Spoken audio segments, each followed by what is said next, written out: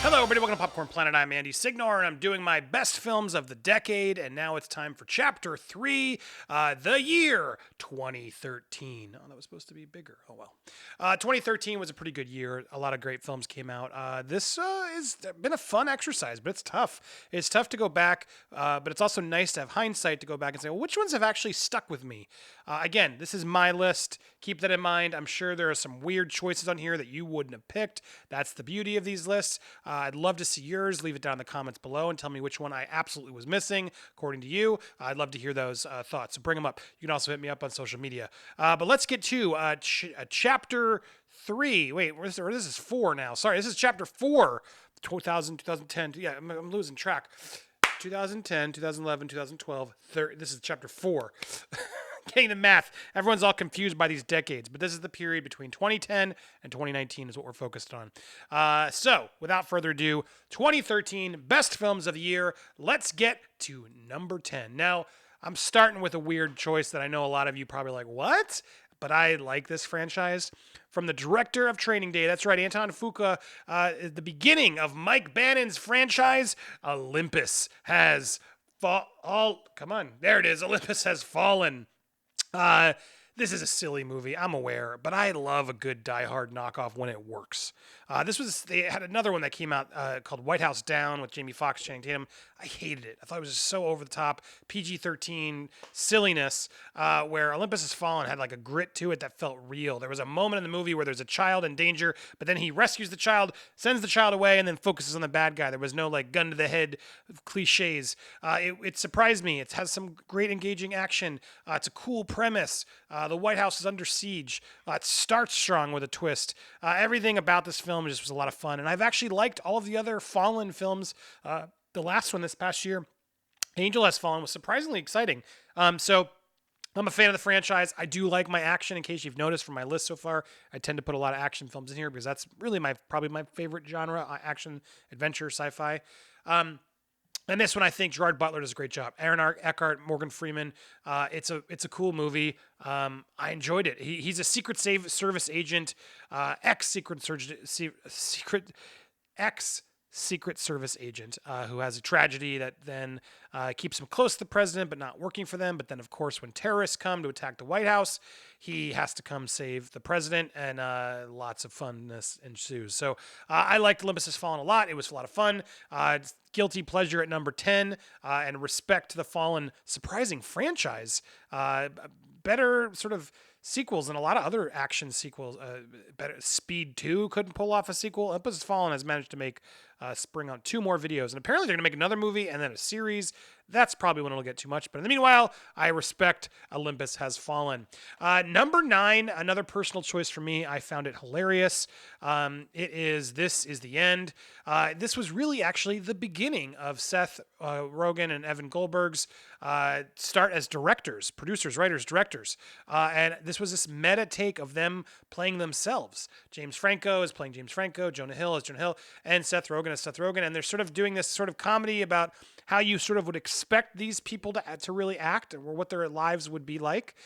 Clearly, this is a ridiculously blown up version of themselves. But then the movie makes this odd turn where the end of the world happens, and what happens to celebrities who are stuck in this sort of a Walking Dead 2012 sort of apocalypse. I found it hilarious. I love these guys. I love seeing their movies. They've done a lot of really funny work, and this one I respect. Danny McBride's hilarious. Jay Baruchel. Michael Cera has a great turn. Emma Watson does a crazy cameo. So many crazy cameos, and just out of the wall, what's happening moments that just made me laugh out loud. I think it's still funny. And mass respect to Seth Rogen, Evan Goldberg. This was a film I loved. I still love it. I love to get a comedy in, and this one was probably my favorite comedy of that year. In fact, that's what I thought. The best comedy of the year, hands down, was, well, one later maybe. But pure straight comedy. Props to This Is the End, number 9 on my list of the best films of 2013. Next up, another personal choice for me. This one also is probably not on a lot of your lists. A lot of people thought this was not nearly as good. Some called this Pixar's like first failure. But I have actually seen this film, I want to say 20 times. And it only took a couple more times of rewatching with my son to really see what's so fun and special and touching about this sequel to Monsters Inc. And that is Monsters University. I love it. I love it. I'm excited for their Disney Plus show coming. I think these are fun characters. And usually I'm not a fan of prequels, but seeing Mike and Sully come back and go back to school and giving this sort of kid-friendly version of Revenge of the Nerds, because let's be clear, Revenge of the Nerds is not kid-friendly at all. There's some weird stuff in that movie. I think it's funny, but it does not hold up very well, and you got to go in with more new goggles to sort of remember, yeah, this isn't cool. This wasn't okay for them to do. I still enjoy that movie, but you got to watch it with blinders on. Monsters University, though, manages to take that sort of premise of the nerds in the frat trying to win attention from their peers and bringing in Sully, whose parents sort of are he's the expected choice to do well in college, but of course then he's having trouble. And then Mike, who is just wants to perform so well and is the book smarts, can't seem to get people to be scared. And their unlikely friendship is formed there, and their journey together I find touching. I think there's some really powerful moments in it. It's just a lot of fun. It's also just beautifully animated. So many cool little monster characters and colorful. It's just a great kids film. It's a lot more fun than people gave it credit for. It's not one of Pixar's best. It's not going to be my best of the decade of all the films they've made. There are other Pixar films that I've ranked higher, but I did enjoy this film a lot. I would argue better than the Incredibles sequel, weirdly enough, or the Finding Nemo sequel. They have made some sequels that have, to me, not been as good as the Monsters, Inc. sequel, technically prequel, but you know what I'm saying. But I do like this film. It has a special place in my heart because of my kid, and I enjoy it. So Monsters University is my number 8. All right, now coming into number 7, we're going to go a little bit more serious, so a lot more serious. This one was up for a lot of awards, and won one or two. But I really appreciate this film. It's not one it's easy to rewatch, but I got to put it up here out of respect for what a brilliantly done and acted movie, and that is 12 Years a Slave. Chiwetel Ejiofor. I finally learned how to say his name. It's a hard one to learn, but I did. Chiwetel Ejiofor is fantastic in this, playing the incredible true story of Solomon Northup, who was a free man, a musician, played a violin, I think it was, or cellist, any one of those string instruments, and he's abducted and then sold into slavery, and then we're following his 12 years of just horror as he is transferred from terrible people to owners, including this disturbing but amazing turn by Michael Fassbender, who plays this atrocious slave owner, and it's just a really great performances all around. Lupita Nyong'o won a supporting actress for this. She's fantastic as well. So many turns and so many heartbreaking moments, but still uplifting by the end. He doesn't give up. Spoiler alert, true story. But I really did appreciate, and you got to respect this movie. It's really well done. Really well told, and not just in a surprising story than you sort of expect from a historical biopic, but one that deserves to be remembered, one that deserves its respect, and I really was impressed by it. So 12 Years a Slave, number 7 on my list of the best films of 2013. Now, coming up at number 6, another Academy Award option that was very popular, but first, to support this channel, please check out this quick pre-roll. Post-roll? Mid-roll. Well, hopefully it played. All right, number 6 on my list. Last year, his movie made it pretty high on my list. This one also making the middle of it, but still he's placing again. David O. Russell's American Hustle, including the same Christian Bale's back from The Fighter, Amy Adams, and then Bradley Cooper and Jennifer Lawrence coming in from Silver Lining, and then Jeremy Renner. I just love films about heists or con artists. I just love sort of the trickery and watching it unfold and surprising you. And this film is all about that, but done in sort of a 70s kind of a Scorsese feel, but more of a talking movie. But great performances. You never know who's playing who. And I love a lot of Christian Bale moments are really great in this. He's fantastic in this. But I love that scene where he's showing the Rembrandt or Van Gogh in the painting to Bradley Cooper's character, and he goes, "It's fake. People believe what they want to believe. The guy who made it is so good, it's real to everyone. So who's the master, the painter or the forger?" There's just a bunch of really kind of cool lines and thought-provoking moments. And then Jennifer Lawrence does give a... This was the period where between Silver Linings and this, she really was giving powerhouse performances. I did really enjoy her. I've lost a little bit of interest in her since she hasn't been able to match these years. This was her heyday, but I'm sure we'll see her return in some form. She's a great actress, but this was a really good one for her. A very showy role for all of them. Amy Adams also terrific. She should have gotten the Academy supporting actress for this, but lost to Lupita in 12 Years a Slave. That was a tough one. Amy Adams always losing. She'll win at some point. But I loved the performance of who's playing who. Jennifer Lawrence playing Christian Bale by being his wife, who's clearly just keeping him there, but doing her own con. They're all doing their own cons, and it's enjoyable to watch, but also depressing, but entertaining. That's the sign of a good movie when it can jump through genres where you're laughing, you're disturbed, you're bothered, and I really enjoyed American Hustle from that perspective. It's a strong acting piece, great writing, great directing, all around, just good picture.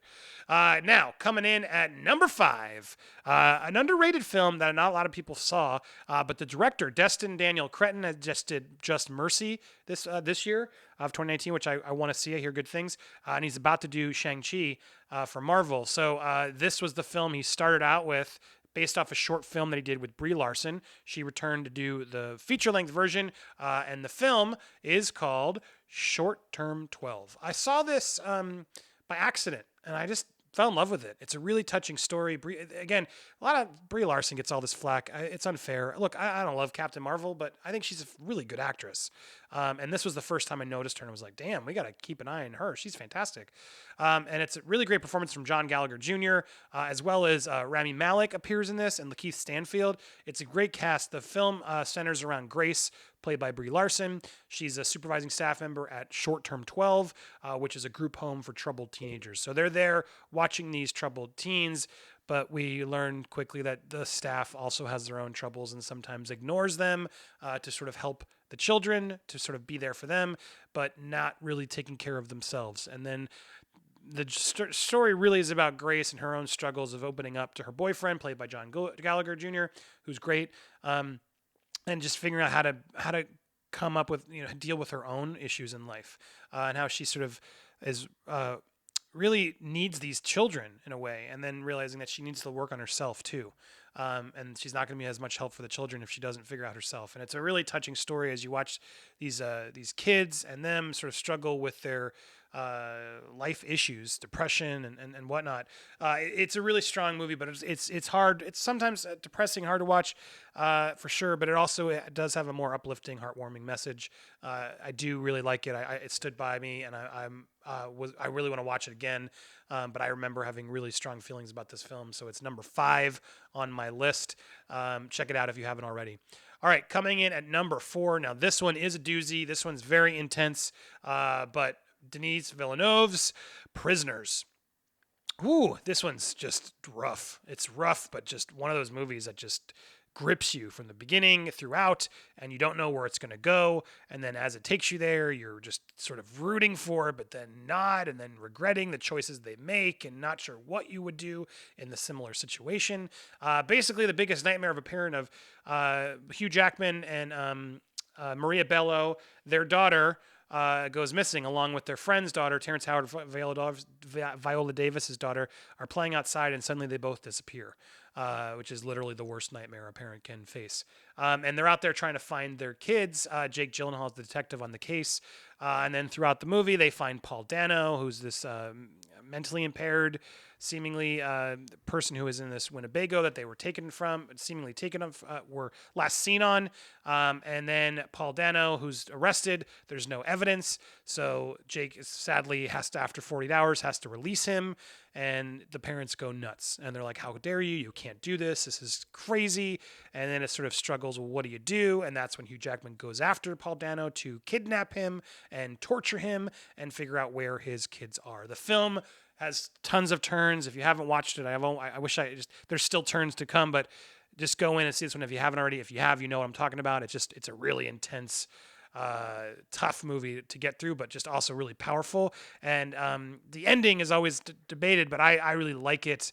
It just keeps you on the edge of your seat the whole time, including the end, and you just don't know where it's going to go, and really asks tough questions. It's a movie that asks tough questions. Denis Villeneuve has done fantastic work. Most of his films of the past decade have been are on or will be on my lists.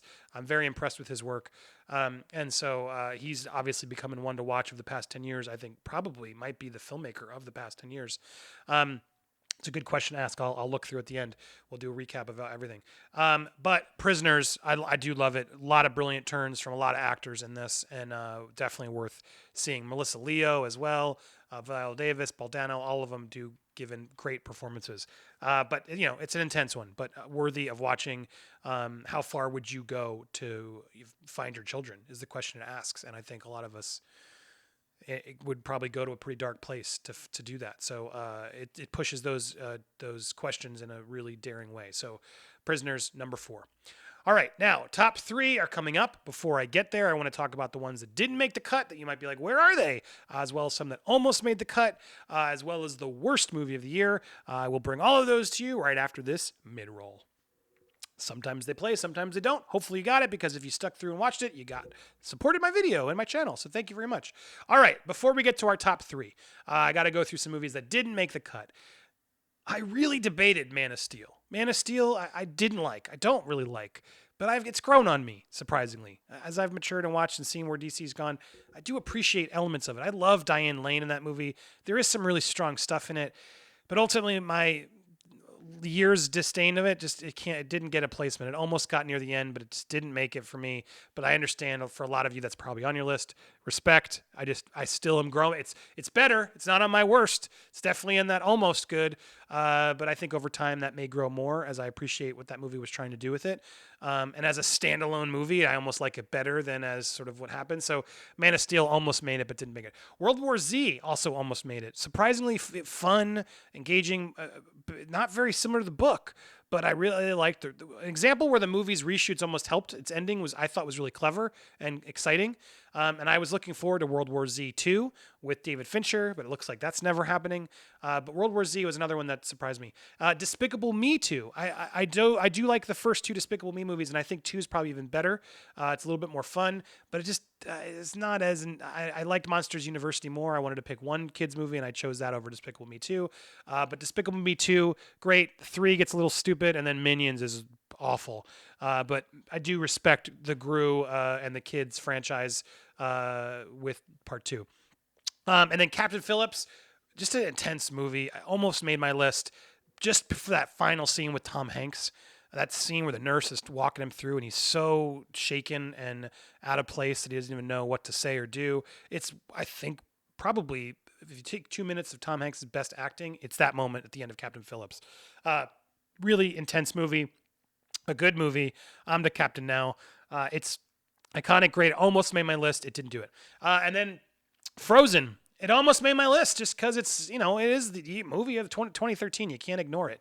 But ultimately, it's not my movie. It's not my favorite movie. I know it's a lot of other people's favorite movies. And Let It Go is definitely on the, I would have to argue, on the top of Disney songs. Even now, I still would say that's a powerful song for Disney. I understand why it was so popular. Now, with enough time passed, I don't hate it when it pops on once in a while. It just every day was a lot. No song in Frozen 2 came even close to Let It Go. But Frozen didn't make the list, but at least was there. And then some of the other ones that worst for me. Iron Man 3 was the big Marvel movie that year. And then Thor 2, I think, was this one. And then Star Trek Into Darkness almost made the worst. But there are parts that are fun to it. It was a disappointment. And then we had, I'm still debating. I have Anchorman 2 was an almost worst of the year. That's on my worst of the year list. And then Hangover 3, also terrible. And a lot of people liked it better than 2. I don't get it. 2 at least had some funny gags. Yes, it was repeating the same movie as 1, but it's kind of what I want in my Hangover sequel. Hangover 3 turns into this weird mystery. It's not funny at all. John Goodman shows up. It's a train wreck of a movie. But they all got paid a lot of money, so good for them. But Hangover 3 and Anchorman 2 are close. So it came down to these 2, and ultimately A Good Day to Die Hard almost made my worst of the year. It's bad. Jai Courtney shows up, and it's just terrible with him, but at least they went R, and they had some blood, and it was what it was. But the worst for me, without a doubt, was Grown Ups 2. As bad as Grown Ups 1 was, Grown Ups 2 was just even more just offensively like lazy, and just clearly these guys just going on a vacation together, which look, who cares? But ugh, it's rough. It's rough. So Grown Ups 2 is my worst movie of 2013. All right. Now, getting into the top 3 of the year, here we go. These 3 were great films. I love all 3 of these films a lot, and this was tough. Number 3, it is Gravity. This movie was just, I mean, I've never felt so claustrophobic and dizzy and tense in a movie. Maybe since Uncut Gems, but a different version. That one made me. This one actually, though, physically made me more nauseated. But it's so like, oh my god, it's the whole movie. But then technically, it's so brilliant. Alfonso Cuarón just takes the camera into places that I have no idea how they did it. And you see the rigging and some stuff behind the scenes of how they did it. I'm just blown away on how they made this film. Gravity is just a fantastic tour de force technically, and I would argue just it's a good story. Great acting. Sandra Bullock gives a great performance. George Clooney gives a good supporting performance. It's just a really good movie. There's some silly parts to it, and some have to give some disbelief, but you're just rooting for her. You're watching her. You're feeling for her. It's a ride. It is a ride and a half, and she is put through the motions, twisting and turning, and you don't know where it's going to go, honestly. And then it takes you there, and it's inspiring. It's intense, but brilliant direction and cinematography. Alfonso Cuarón hits it out of the park with this one. I've never seen anything like it. Still since for a space movie.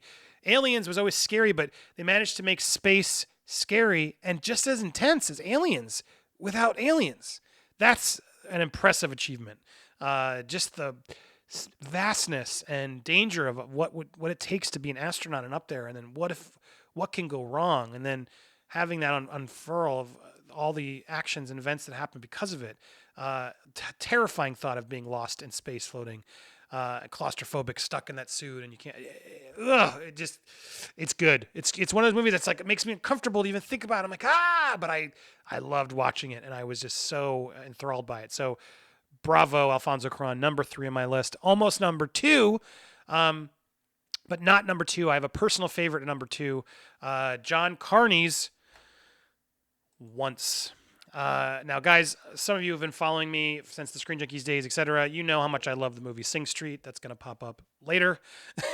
Come that year comes up. That's a no-brainer. But before Sing Street, there was Once.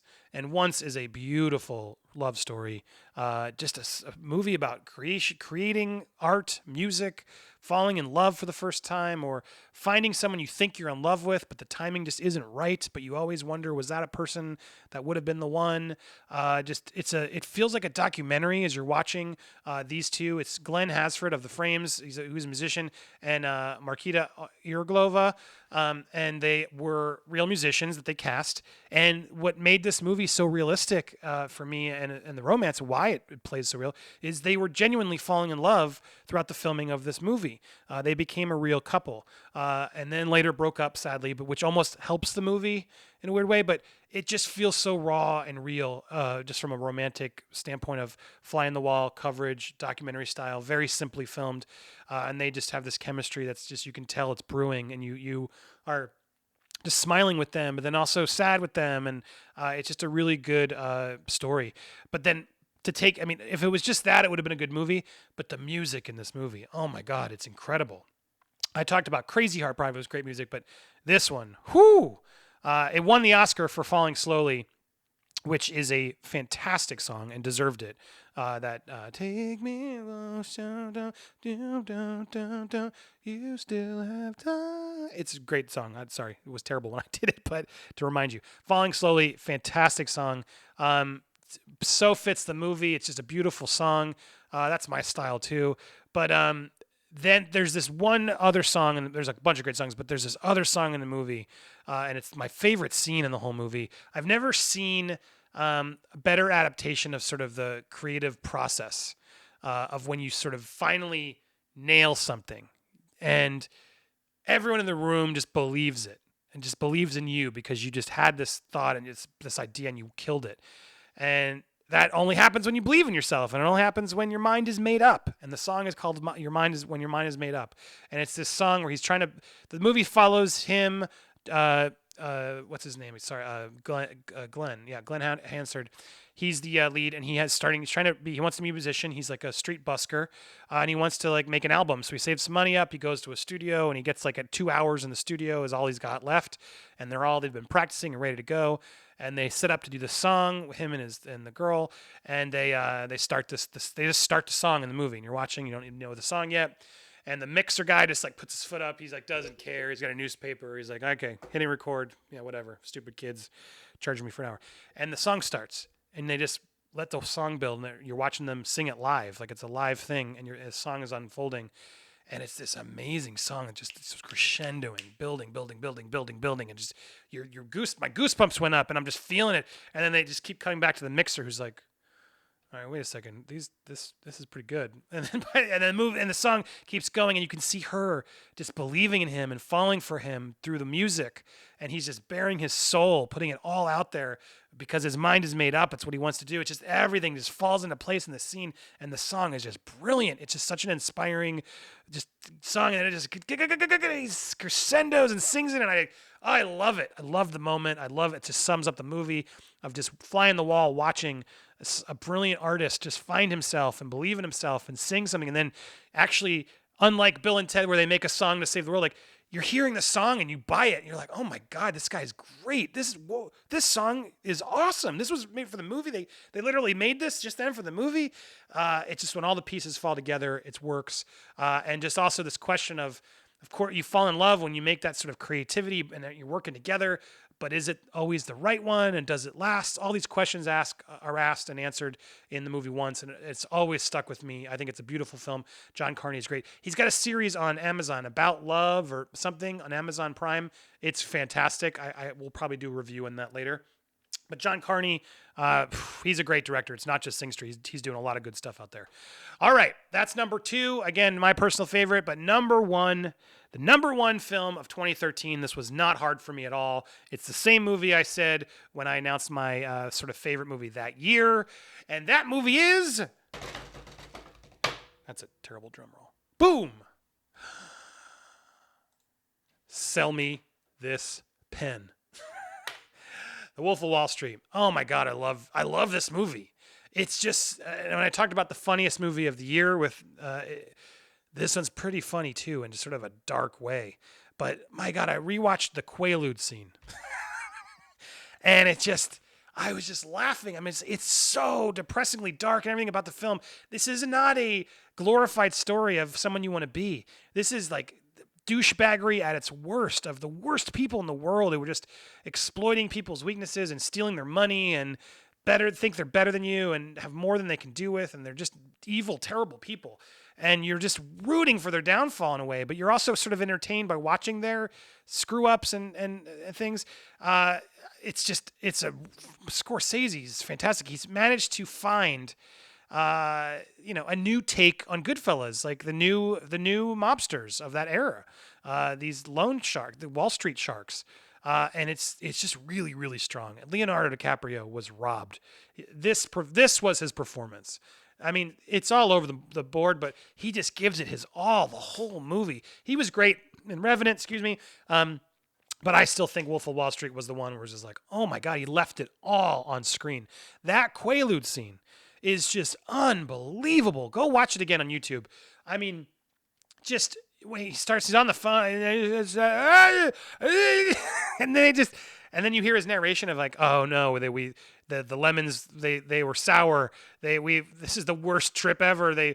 I've now entered the cerebral palsy phase, and then he just falls to the floor and can't move, and then Jonah Hill's on the phone, and then the feds are listening, and he's like, get out the phone! And he's trying to get in his Lambo, and he's like, I can roll down the steps, and it's that whole sequence is physical comedy. It's it's furthering the plot. It is just a brilliant scene just a brilliant movie filled with a bunch of brilliant scenes. Margot Robbie's fantastic. I love Kyle Chandler.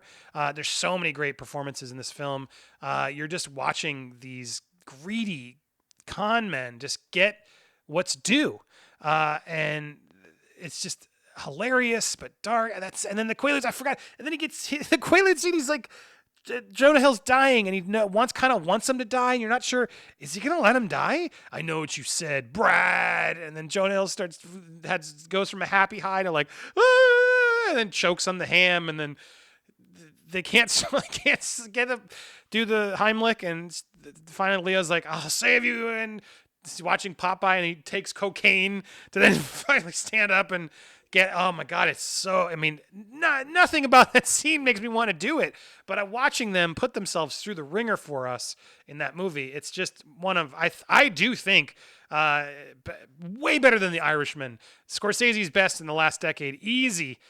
Silence, all of it. That's his Goodfellas, then Wolf of Wall Street. Those are the ones I watch. I like Casino and Goodfellas, Casino, Wolf of Wall Street to me is the better trifecta of crime, watching crime go awry. I love Wolf of Wall Street. It's eye-opening, it's funny, it's dramatic, it's everything you want, and it's long, but it doesn't feel it. It moves at such a quick pace. You're watching this story unfold with so many twists and turns and laughs and everything. Wolf of Wall Street, hands down, my favorite film of 2013, and I also think one of the best films of the decade. Sums it up very well. So there you have it. That's what I think. What do you think? Tell me down below if I missed one. Hit me up on social media. If you want to engage some more, you can find me at Andy Signor. Thank you so much for watching. We got more of these coming. I hope you watch them. Check out the ads. It helps the channel a lot. I've been having fun making these. These are harder to make than I thought, so please share them. I have a playlist down below. You can start sharing all of them. You'll see them all coming out. So thanks so much. Enjoy, everybody, and we'll be back with more soon. Bye!